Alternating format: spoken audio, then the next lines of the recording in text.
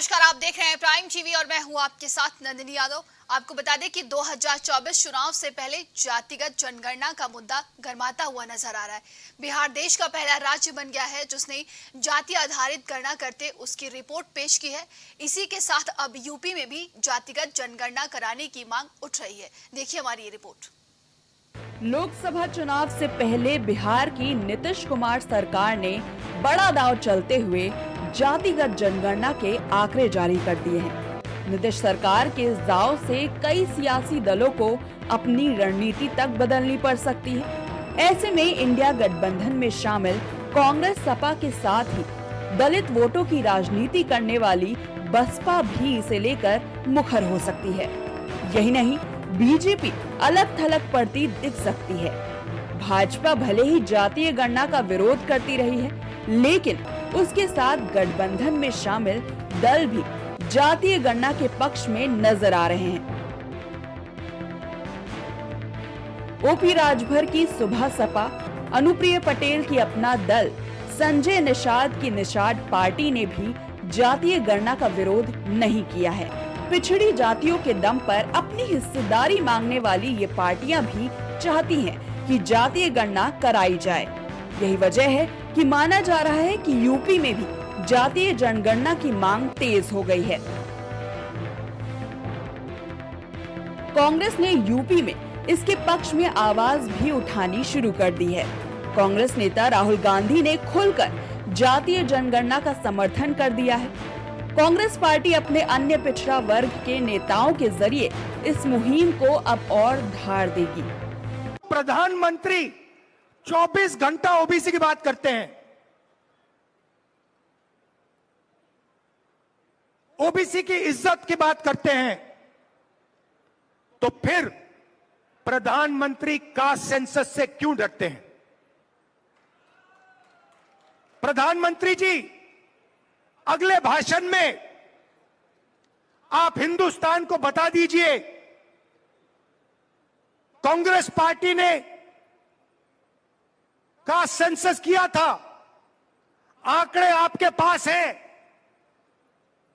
उन आंकड़ों को आप हिंदुस्तान के सामने रख दीजिए, हिंदुस्तान की जनता को दिखा दीजिए। और अगला जो सेंसस है उसको आप कास्ट बेसिस पे कीजिए। ओबीसी का अपमान मत कीजिए, ओबीसी को धोखा मत दीजिए। उत्तर प्रदेश कांग्रेस के अध्यक्ष अजय राय ने कहा है कि बिहार सरकार ने शुरुआत की है। मैं उन्हें धन्यवाद देना चाहूंगा कि वो देश के सामने इसे लाए। हम बिहार की जातीय गणना का स्वागत करते हैं।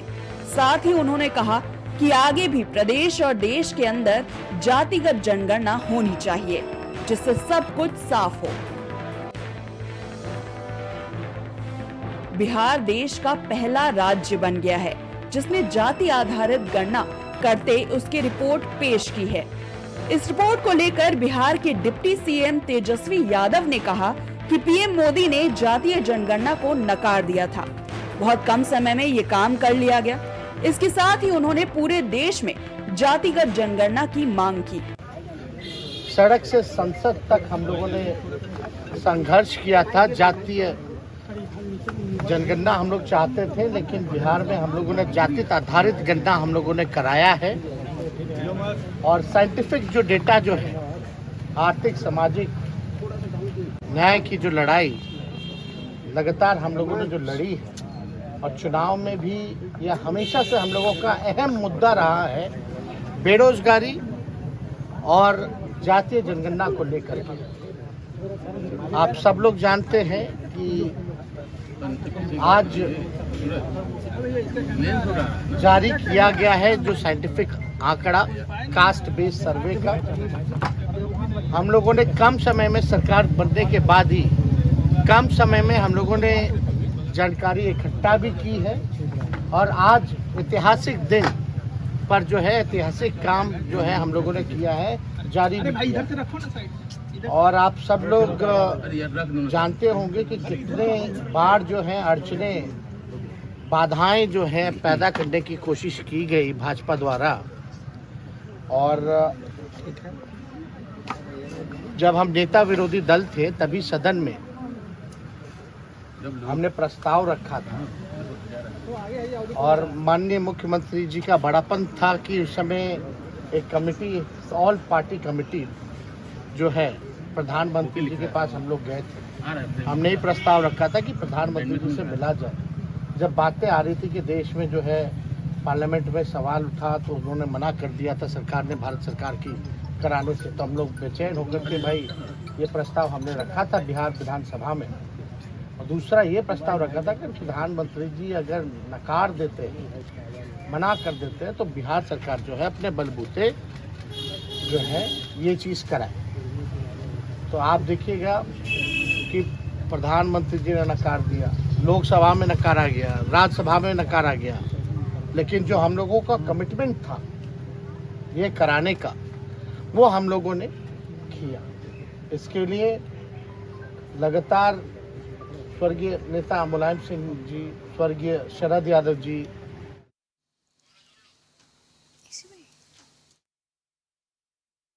जानकारी के साथ ब्यूरो चीफ गौरव श्रीवास्तव जुड़ चुके हैं।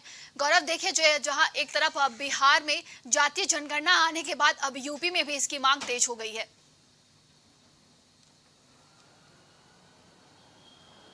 जी बिल्कुल नंदिनी, यहाँ पर जातीय जनगणना के आंकड़े यहाँ पर साझा कर दिए गए हैं और नीतीश सरकार का ये अहम कदम है और इस कदम से निश्चित रूप से यहाँ पर जो अन्य दल हैं उनके लिए यहाँ पर चुनौती बन गई है। हालांकि जातिगत जनगणना की अगर बात करें तो लंबे समय से मांग उठ रही थी। अगर हम देश की बात करें तो 2011 में कांग्रेस सरकार ने इसकी जातिगत जनगणना कराई भी थी, पर उसके आंकड़े साझा नहीं किए थे। जहाँ पर जिस तरह राहुल गांधी यहाँ पर बीजेपी पर आरोप लगा रहे हैं कि आंकड़े हैं, हमने कराया था, वो साझा करिए, तो ये बात शायद कांग्रेस पार्टी पे भी लागू होती है। 14 तक उनका भी यहाँ पर कार्यकाल रहा है, 3 साल में उन्होंने जातिगत जनगणना के आंकड़े क्यों साझा नहीं किए, ये सवाल उन पर भी उठता है। पर इसके अलावा जातिगत जनगणना की यहाँ पर साझा हो रहे हैं, अखिलेश यादव भी इसकी मांग कर रहे हैं। उत्तर प्रदेश में भी लगातार इसको लेकर मांग शुरू हो गई है, क्योंकि अखिलेश यादव वहाँ पर पीडीए को लेकर बात करते नजर आ रहे हैं और कहीं ना कहीं जो ओबीसी वर्ग, दलित वर्ग से जुड़े हुए दल हैं, जो अलग अलग वर्गों को, अलग अलग जातियों को रिप्रेजेंट करते हैं, उनको बताते हैं कि ये दल, हम इन दल के और हम इस वर्ग के रहनुमा हैं, तो कहीं ना कहीं उनके लिए तो ये सुकून वाली बात है। पर अगर वास्तविक रूप से देखा जाए तो जातिगत जनगणना की ज़रूरत तो यहाँ पर देश को है, पर उसके आंकड़े इतनी जल्दी साझा नहीं होने चाहिए, क्योंकि आपसी वैमनस्य भी यहाँ से फैलता है। क्योंकि यहाँ पर जातिगत जनगणना होनी चाहिए, जानकारी मिलनी चाहिए और जो वर्ग पिछड़ा हुआ है उस वर्ग को आगे बढ़ाने का काम भी होना चाहिए और सभी वर्गों को यहाँ पर विकास की मुख्य धारा के लिए विचार भी होना चाहिए, मंथन भी होना चाहिए। पर सार्वजनिक रूप से अगर जो जातिगत जनगणना के आंकड़े जारी होते हैं तो वहाँ पर कुछ आपसी वैमनस्य फैलने की पूरी उम्मीद रहती है। हालांकि ये जो राजनीतिक कदम नीतीश कुमार द्वारा उठाया गया है, ये आने वाले समय में अन्य राज्यों के लिए भी सिरदर्द बनने वाला है, खासतौर से उत्तर प्रदेश के लिए, बिहार से जुड़ा राज्य है और यहाँ पर लगातार इसको लेकर पहले भी मांग उठती रही है और फिलहाल ये मांग केवल उत्तर प्रदेश ही नहीं बल्कि अब देशव्यापी होने वाली है। कि राहुल गांधी ने भी इस जनगणना को लेकर सवाल उठा दिए हैं और उन्होंने कहा है कि जो हमने जातिगत जनगणना कराई थी उसके आंकड़े साझा करे सरकार, यहाँ पर खुद भी जातिगत जनगणना कराए। मोदी सरकार पर उन्होंने कहा। देखिए गौरव, जिस तरीके से एनडीए चाहे भले इसका विरोध कर रही हो, लेकिन एनडीए में जितने भी दल शामिल हैं, चाहे वो अनुप्रिया पटेल हुई और सो भाजपा के अध्यक्ष राष्ट्रीय ओम प्रकाश राजभर भी इसके पक्ष में दिख रहे हैं। बिल्कुल नंदिनी, पक्ष में देखिएगा, मैंने आपको बताया कि जो वर्ग हैं, अनुप्रिया पटेल की बात करें या मैं सुभाषपा प्रमुख की बात करूं, निषाद पार्टी प्रमुख की बात करूं, सभी जो वर्ग हैं, ये दल हैं, ये वर्ग आधारित राजनीति इनकी है। ये निषाद पार्टी की अगर बात करें तो निषादों की पार्टी कही जाती है, सुभाषपा की बात करें तो सुभाषपा में तमाम तरह के वर्गों को लेकर ओम प्रकाश राजभर बात करते हैं। अनुप्रिया पटेल की बात करें तो उनकी भी जो पार्टी है वो जाति विशेष की पार्टी है। मुझे कहने में कोई गुरेज नहीं है, क्योंकि अन्य वर्गों की बात न करते हुए वो विशेष वर्गों की यहाँ पर बात करती है। तो जब जाति आधारित पार्टियाँ रहेंगी तो निश्चित रूप से उनके लिए सुकून की बात है। पर चूंकि जब इतनी बात यहाँ पर हो रही है तो तो ये बात भी गौरतलब होनी चाहिए कि जो पार्टियां हैं जो जाति वर्ग की बात करती हैं, जो पार्टियां हैं जो अलग अलग जाति की बात करती हैं, जो पार्टियां हैं जो ओबीसी और दलित वर्ग की बात करती हैं, उन पार्टियों ने दलित और ओबीसी वर्ग के लिए कितना किया है, विकास की मुख्य धारा में कितना लेके आए हैं और विकास के लिए कितना काम कर रहे हैं, ये भी महत्वपूर्ण होना चाहिए। क्योंकि यहाँ पर पार्टी जब बनाते हैं, अपनी रहनुमाई दिखाते हैं, काम करते हैं, पद लेते हैं, पर अब भी तमाम लोग अभी पीछे चल रहे हैं और विकास की मुख्य धारा से आने के लिए आज भी वंचित हैं। वो आज भी अगर हम बात करें ओबीसी समाज के तमाम जातियाँ ऐसी हैं जो विकास की मुख्य धारा में नहीं आ पाई हैं, अनुसूचित जाति तमाम लोग ऐसे हैं जो विकास की मुख्य धारा में नहीं आ पाए हैं और कारण यहाँ पर केवल राजनीति है, दलगत राजनीति है, वर्ग राजनीति है और उन वर्गों के लिए काम करना कोई नहीं चाहता। जी बिल्कुल, जैसे देखिए गौरव, जिस तरीके से पीएम मोदी ने भी हमला बोला, कहा कि वो जातियों के आधार पर बांटकर और राज करना चाहते हैं। बिल्कुल सही बात है। यहाँ पर चूंकि बात राजनीतिक हो रही है, कोई पीडीए की बात कर रहा है, कोई यहाँ पर अन्य की बात कर रहा है, पर सबसे महत्वपूर्ण बात नंदिनी यहाँ पर यही है कि जो जातिगत राजनीति होती है वो उसमें निश्चित रूप से बटा हुआ है।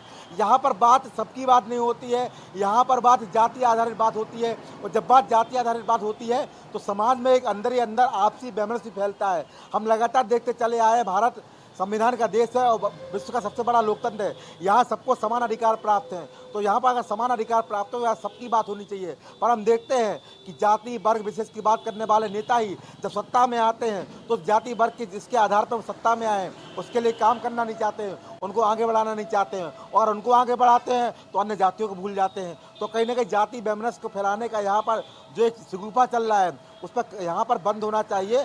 और हाँ, जनगणना आपने कराई है, आंकड़े जरूरी है, मैं आंकड़ों की बात यहाँ खराब नहीं बोलता हूँ, जाति की जनगणना कराइए, करानी चाहिए, पर उस आंकड़े को सार्वजनिक ना करते हुए उस पर काम करना चाहिए। वास्तव में अगर आप दलित वर्ग के, ओबीसी वर्ग के, SC/ST वर्ग के हितैषी हैं तो उनके लिए काम करिए। केवल जनगणना कराकर जातिगत जनगणना के आंकड़े साझा करके यहाँ पर राजनीति को बढ़ाना और राजनीति को यहाँ पर उठाना और दूसरे के लिए चुनौती पेश करना ही जरूरी नहीं होता। जी गौरव, देखिए लेकिन जितने भी जातीय जनगणना के पक्ष में उनका यही कहना कि आखिर इससे पता चलेगा कि कौन कौन से वर्ग के लोग पीछे रह गए ताकि उनको आगे बढ़ाया जा सके। पहले बताया कि यहाँ जातिगत जनगणना से किसी को गुरेज नहीं है और होनी चाहिए, पर यहाँ पर जातिगत जनगणना का जो मुख्य उद्देश्य है वो यहाँ पर जो वर्ग हैं, जो ज़्यादा है, जो बहुतायत में है, वो आज भी विकास के जो मुख्य धारा उससे पीछे है, जुड़ नहीं पाए हैं, उनके लिए काम करना पड़ेगा। केवल जातिगत जनगणना करा कर चुनावी जो माहौल है वो बनाना और चुनावी अपना मंसूबा पूरा करना जरूरी नहीं होता है। अगर वास्तव में नीतीश कुमार ने यहाँ पर जातिगत जनगणना के आंकड़े साझा किए हैं तो अब इन आंकड़ों को देखते हुए काम करना पड़ेगा। उनकी सरकार है और अभी वहाँ पर चुनाव होने में समय है, तो वास्तव में अगर जातिगत जनगणना के आंकड़े उन्होंने साझा किए हैं तो मैं उम्मीद करूंगा कि बिहार में नीतीश कुमार एक बेहतर कल की स्थापना करेंगे और जिन वर्गों को यहाँ पर सबसे ज़्यादा आबादी है उन वर्गों के लिए काम करेंगे, जिनकी आबादी कम है उनके लिए भी काम करेंगे और एक नज़ीर पेश करेंगे। केवल राजनीतिक मंसूबे पेश करना यहाँ जरूरी नहीं होता। गौरव, सियासी समीकरण से देखा जाए तो INDIA गठबंधन को कितना फायदा पहुंचने वाला है इस जातीय जनगणना से? से भी कोई गुरेज नहीं है। 2011 में कांग्रेस करा चुकी है, पर आंकड़े साझा क्यों नहीं किए गए थे कांग्रेस भी जानती है और शायद बीजेपी सरकार भी जानती है कि अगर यहाँ पर आंकड़े जारी करेंगे तो उसमें राजनीति बड़ी हो जाएगी और जो जातिगत राजनीति करने वाले लोग हैं वो निश्चित रूप से अपना मुँह उठाते रहेंगे और यहाँ पर मांग भी होती रहेगी और तमाम तरह की चीज़ें हैं जो अब तक घटित हमारे देश में नहीं होती वो भी घटित होती रहेंगी। तमाम जानकारी के लिए बहुत बहुत धन्यवाद आपका। तो बता दें कि बिहार में जातीय जनगणना का रिपोर्ट जारी कर दिया गया है, जिसको लेकर अब सियासी जो माहौल है वो गर्माता ही नजर आ रहा है। बताया जा रहा है कि उत्तर प्रदेश में अब इसकी मांग तेज हो गई है, जहां एक तरफ जातीय जनगणना को लेकर दो पक्ष में लोग बढ़ चुके हैं, कोई इसका विरोध कर रहा है तो कोई इसका समर्थन कर रहा है।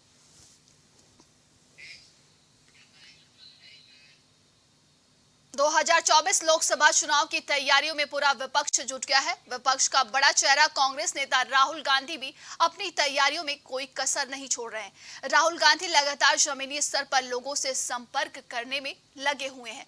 कभी कांग्रेस नेता किसानों के साथ धान की रुपाई करने पहुंच जा रहे हैं तो कभी मैकेनिकों से मिलने के लिए पहुंच जाते हैं। वायनाड से कांग्रेस सांसद राहुल गांधी ने कुछ दिन पहले आनंद विहार रेलवे स्टेशन के कूलियों से मुलाकात की थी। यही नहीं, कांग्रेस सांसद ने दिल्ली के कीर्तिनगर में स्थित एशिया के सबसे बड़े फर्नीचर मार्केट में लकड़ी के कारीगरों से मुलाकात की। वहीं अब कांग्रेस सांसद राहुल गांधी सोमवार को अमृतसर के गोल्डन टेम्पल में पहुंचे, जहां उन्होंने पूरी आस्था के साथ मत्था टेका। स्वर्ण मंदिर में प्रार्थना के बाद उन्होंने कार सेवा में भी हिस्सा लिया। वे पार्टी के अन्य सदस्यों और गुरुद्वारा के स्वयंसेवकों के साथ बर्तन धोते हुए दिखाई दिए। तो ये 4 तस्वीरें आप देखिए। लगातार जैसे जैसे लोकसभा चुनाव नजदीक आ रहा है, वैसे ही सभी पार्टियां अपनी तैयारियों में लगी हुई हैं। इसी बीच कांग्रेस के बड़े नेता राहुल गांधी भी अपनी तैयारियों में लगे हुए हैं। लगातार वो अक्सर कहीं भी अचानक से पहुंच जाते हैं। पहले तो आप तस्वीर देखिए कि राहुल गांधी कारपेंटर से मिलने पहुंच गए थे। इसके बाद दिल्ली के आनंद विहार स्टेशन में कूलियों से मिलने पहुंच गए थे कांग्रेस नेता राहुल गांधी। इसके बाद किसानों के साथ उन्होंने बातचीत की थी, किसानों के बीच पहुंच गए थे, उन्होंने धान की रोपाई भी की थी। और अब हाल ही में बताया जा रहा है कि सोमवार को गोल्डन टेम्पल में मत्था टेकने पहुंचे थे, जहां उन्होंने कार सेवकों के साथ स्वयं कार सेवकों जिस तरीके से बर्तन धोते नजर आते हैं, तो राहुल गांधी भी उस कार्य में लग चुके हैं। ज्यादा जानकारी के साथ संवाददाता रितेश जुड़ चुके हैं। रितेश, जैसे जैसे देखिए चुनाव नजदीक आता जा रहा है, कांग्रेस नेता राहुल गांधी सक्रिय होते नजर आ रहे हैं, अचानक कहीं भी पहुंच जाते हैं किसी से भी मिलने।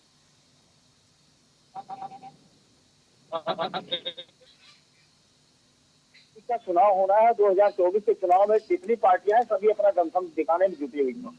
INDAI की बात करें तो राहुल गांधी भी लगातार सभी जगहों पर पहुंच रहे हैं और भारत जोड़ो यात्रा के साथ उन्होंने शुरुआत भी करी। ऐसे में वो कभी दिल्ली के किसी बाजार में पहुंच जाते हैं और कभी आनंद विहार के स्टेशन पर पुली बन जाते हैं। तो ऐसे में राहुल गांधी जिस तरीके से पहुंचते हैं, कहीं ना कहीं वो वोट बैंक आज की बात की जाए, पंजाब के अमृतसर में पहुंचे हैं, जहां पर उन्होंने स्वर्ण मंदिर में जाके मत्था टेका और वहां के पीछे बर्तन भी धुले। तो ऐसे में राजनीतिक रूप से फेंकने में कोई भी पार्टी पीछे नहीं है। उसमें कांग्रेस पार्टी जिस तरीके से पिछले चुनाव की बात की जाए 2019 में जब लोकसभा का चुनाव हुआ था तो 52 सीटें कुल कांग्रेस पार्टी के पाले में आई थी और 92 सीटें अगर बात की जाए कुल मिला करके तो कांग्रेस के गठबंधन में आई थी। और वहीं भारतीय जनता पार्टी की अगर बात की जाए तो 3 सीटें अकेले भारतीय जनता पार्टी ने जीत दर्ज की थी। तो ऐसे में राहुल गांधी वायनाड के सांसद हैं और वो लगातार लोगों से मिलने की कोशिश कर रहे हैं। जैसे आपने देखा होगा कभी वो धान की रोपाई करने चले जाते हैं। तो ऐसे में वो हर व्यक्ति से जोड़ने की कोशिश कर रहे हैं कि आखिर किस तरीके से मतदाताओं को लुभाया जाए। जी रितेश, देखिए बताया जा रहा है कि उन्होंने कहा कि एक इंटरव्यू में कि लगातार वो अपनी जो यात्रा है वो जारी रख रहे हैं और इसके बाद अचानक से कहीं भी पहुंच जाते हैं। तो किस तरीके से लगातार जिस तरीके से उन्होंने अपनी यात्रा शुरू की थी, तो कहीं ना कहीं उनकी एक अच्छी छवि बनी है लोगों के बीच में। देखिए जाहिर सी बात है, जिस तरीके से राजीव गांधी लोगों से मिलते थे, एक लहर उठी थी, उसी के पद चिन्हों पर राहुल गांधी भी आज चल रहे हैं और वो लगातार जनता के बीच में है। भारत की बात की जाए तो भारत के कई कोनों तक उनकी भारत जोड़ो यात्रा पहुंची है और वहाँ लोगों तक वो संवाद किए हैं, समझे हैं। यानी राहुल गांधी की अगर बात की जाए तो वो किसी के भी घर पहुंच करके अचानक खाना खाने लगते हैं, किसी के यहाँ पहुंच करके काम में हाथ बटाने लगते हैं। तो ऐसी जो उनकी इस तरीके की जो क्रियाएं हैं उसको देख करके कुछ वोटर जो भी लुभाते भी हैं और कुछ उनके मन में संवेदना भी जाती है कि कोई पार्टी का इतना बड़ा नेता है और उनके दरवाजे तक आया है। तो ऐसे में सभी राजनीतिक पार्टियां अपनी रोटियां सीखने में लगी हुई। भारतीय जनता पार्टी की बात करें तो वो भी टिफिन बैठक के जरिए लोगों से मिलना चाह रहे थे। तो कैसे आवाम तक पहुंचा जाए, कैसे लोगों तक पहुंचा जाए, कैसे मतदाताओं को लुभाया जाए, इसके लिए जितनी भी पार्टियां वो अपने अपने तरीके से एजेंडे बना रही है और पहुंच रही है।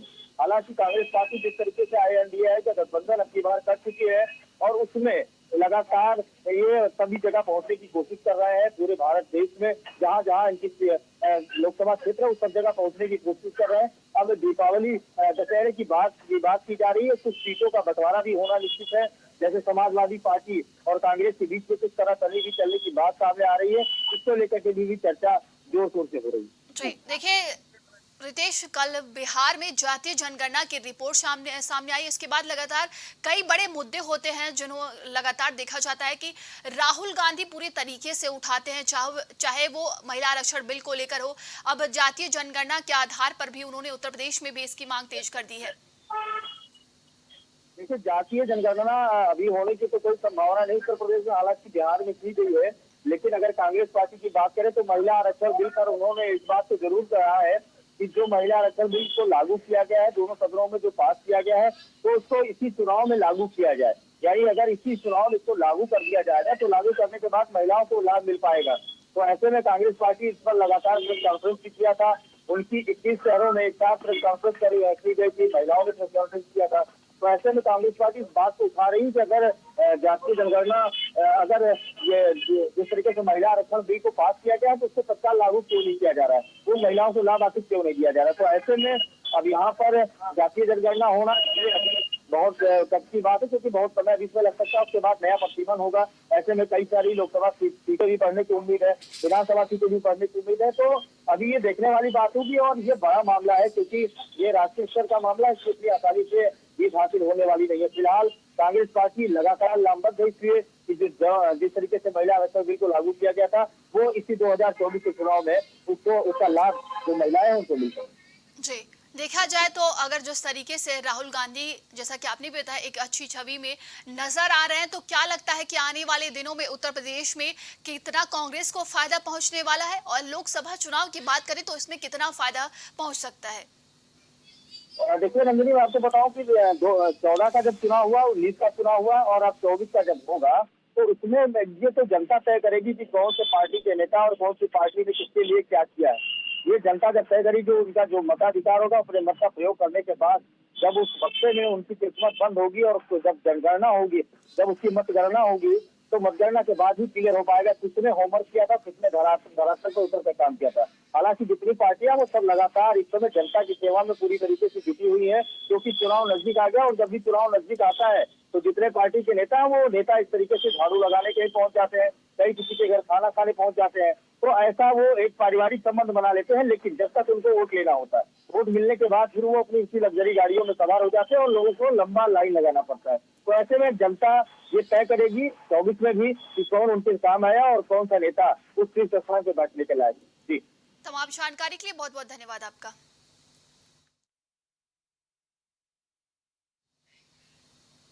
दिल्ली के एक निजी वेब पोर्टल पर उसके ठिकाने पर 30 से 40 जगहों मंगलवार को सुबह प्रवर्तन निदेशालय की टीम ने छापेमारी की है। ये रेड अभी भी जारी है। सूत्रों से मिली जानकारी के अनुसार ईडी पीएमएलए के तहत एक निजी वेब पोर्टल की फंडिंग की जांच कर रही है। इस वेब पोर्टल पर चीन से पैसा लेकर उसका एजेंडा चलाने का आरोप है। ऐसा बताया जा रहा है कि निजी वेब पोर्टल पर चीनी नागरिक नेविल रायसिंघम को 38 करोड़ रुपए लेने का आरोप है। ये पैसा लेकर वो भारत में न्यूज आइटम के जरिए चीनी प्रोपेगेंडा फैलाना चाहते हैं। इनसे जुड़े ठिकानों पर रेड के दौरान दिल्ली पुलिस की स्पेशल सेल ने कई इलेक्ट्रॉनिक एविडेंस, लैपटॉप, मोबाइल और फोन जब्त किए हैं और हार्ड डिस्क का डेटा भी लिया है।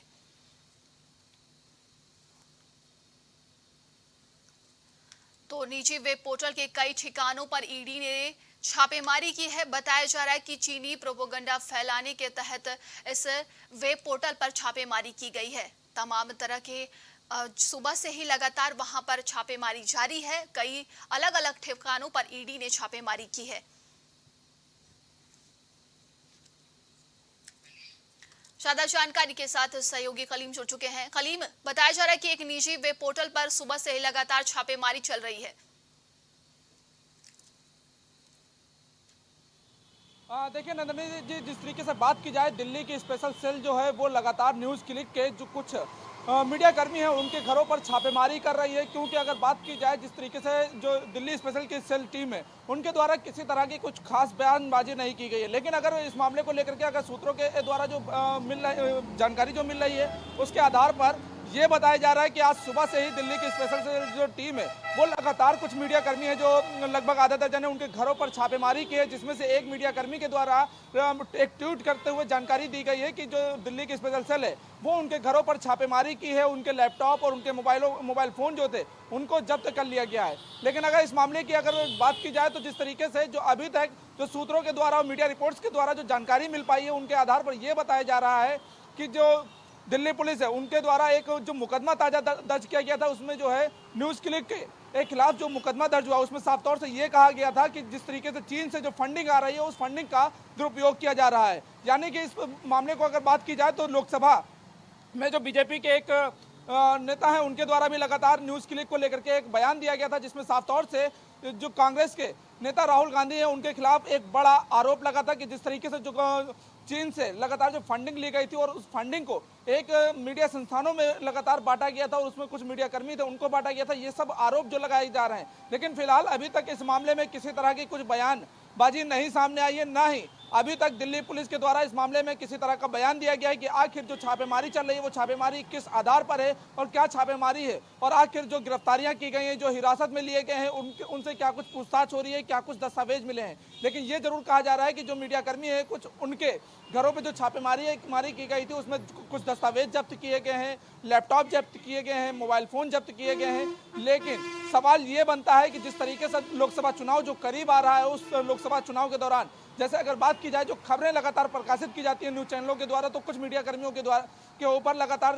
दबाव भी बनता है कि आखिर वो खबर जो विपक्ष के जो मौजूदा सरकार है उसके खिलाफ क्यों चलाई जा रही है, उसको लेकर के भी लगातार इन सभी तरह की जो कार्रवाइयां हैं वो भी देखने को मिलती है। लेकिन एक बार फिर से जब लोकसभा चुनाव करीब है तो उस चुनाव के दौरान कुछ मीडिया संस्थानों के घरों पर जो छापेमारी हो रही है उससे साफ कहा जा सकता है कि ये छापेमारी क्या वाकई जिस तरीके से कांग्रेस की जो बात की जाए, जो राहुल गांधी की बात की जाए कि उनसे जो जुड़े हुए नेटवर्क थे उनके घरों पर छापेमारी, लगातार उनकी जो कवरेज दिखा रहे थे उनके इस जगहों पर छापेमारी है, तो कहीं ना कहीं जरूर कहा जा सकता है कि जिस तरीके से छापेमारी है, छापेमारी के बाद क्या कुछ दिल्ली की स्पेशल सेल टीम इस मामले पे अपना बयान जारी करती है, क्या कुछ बात बताती है कि आखिर जो गैर कानूनी विरोधी गतिविधियां जो बता रही है उसके खिलाफ जो मुकदमा दर्ज हुआ है, क्या उस मुकदमे में क्या क्या बातें लिखी गई, क्या क्या आरोप हैं। क्योंकि इस मामले में अगर बात की जाए कई बार पहले भी इस पोर्टल को चर्चे में लिया गया है, इस वेबसाइट को चर्चे में लिया गया है, कई बार इससे पहले भी छापेमारी की बात की गई थी। लेकिन एक बार फिर से इसी न्यूज़ क्लिक के जो बात की जाए मीडिया कर्मी है या फिर जो संस्थापक हैं इनके, उनके घरों पर जो छापेमारी हो रही है तो एक बड़ी कार्रवाई और छापेमारी देखने को मिल रही है। लेकिन अभी तक इस मामले में बयान क्या कुछ सामने आता है ये अभी देखने वाली बात है। देखिए, कहा जा रहा है कि कई करोड़ रुपए लिए गए हैं चीनी प्रोपेगेंडा फैलाने के लिए, तो अभी भी क्या छापेमारी लगातार चल रही है या अभी खत्म हो चुकी है? देखिए नंदनी जी, साफ तौर से जिस तरीके से अगर बात की जाए लोकसभा में जिस तरीके से जो बीजेपी के एक नेता हैं शिवानंद जी उनके द्वारा जो है इसी न्यूज़ क्लिक को लेकर के लगातार कहा गया था चीनी से जो है करोड़ों रुपए लिए गए थे और उस पैसों का जो इस्तेमाल है वो लगातार जो है गैर कानूनी गतिविधियों में किया जा रहा है। लगातार एक एजेंडे के तहत काम करते हुए कुछ गतिविधियों को लेकर के एक पक्ष को लगातार जो है भ्रमित लोगों के बीच में किया जा रहा है, उन सभी मामलों को लेकर के इस तरीके का मुद्दा उठाया था। और उन्होंने बात की जाए न्यूयॉर्क टाइम्स एक चैनल है उसको लेकर के लगातार आवाज उठाई थी। उसके साथ ही अब जो छापेमारी दिल्ली की स्पेशल टीम ने किया है उसको लेकर के भी अब ये कार्रवाई कर रही है। लेकिन अब सवाल ये है कि जो छापेमारी की गई उसमें अभी किसी तरह की कोई बयानबाजी सामने नहीं आई। क्या छापेमारी अभी भी जारी है या फिर जिन लोगों को हिरासत में लिया गया है क्या उनके पास से कुछ चीजें बरामद की गई हैं, इन सभी मामलों पर अभी तक दिल्ली पुलिस जो है पूरी तरीके से चुप्पी साधे हुए। लेकिन ये जरूर कहा जा रहा है कि इन सभी मामलों में एनआईए की जो टीम है वो भी इस मामले में कहीं ना कहीं पूछताछ करेगी। लेकिन अभी क्या कुछ खुलासा हुआ है, क्या कुछ जानकारियां हैं, इन सभी पर अभी फिलहाल एक क्वेश्चन मार्क लगा हुआ है। तमाम जानकारी के लिए बहुत बहुत धन्यवाद आपका कलीम।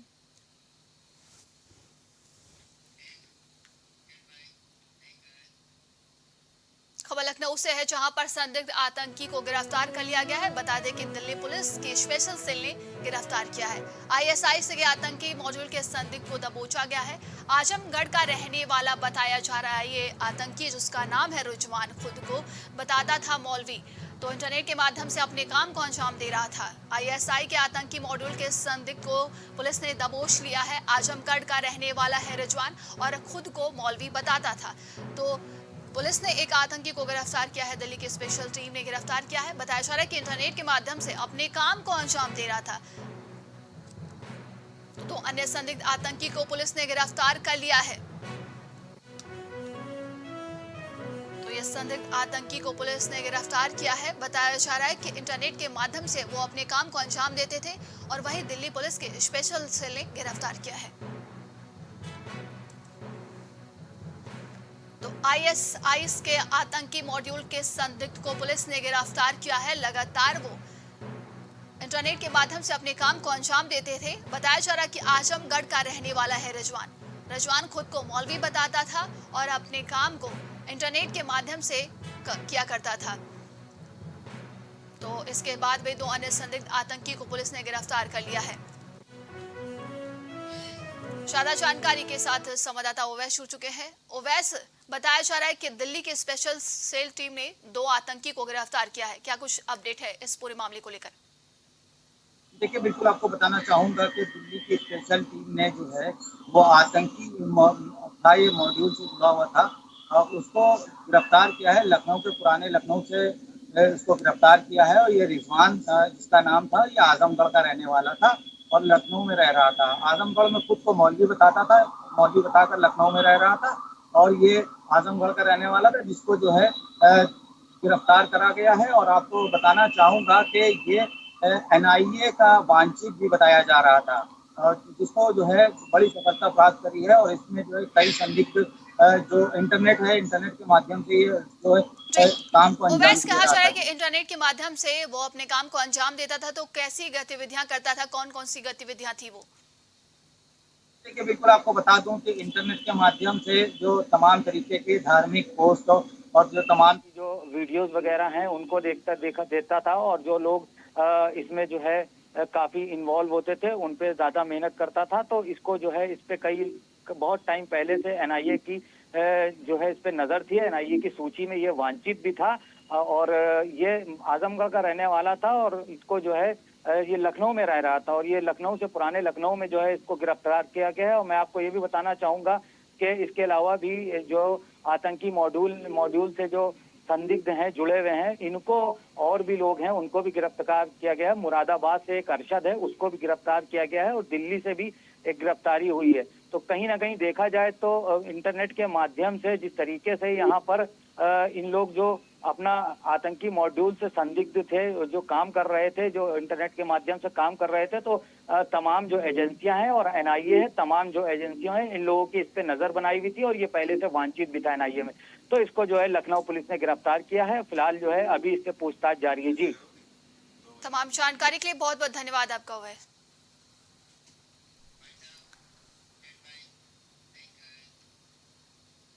तो आज के लिए शहर खबर में बस इतना ही। देश और दुनिया की तमाम खबरों के लिए आप देखते रहिए प्राइम टीवी। कुछ भाव पुष्प। आप देख रहे हैं प्राइम टीवी, सच साहस सरोकार।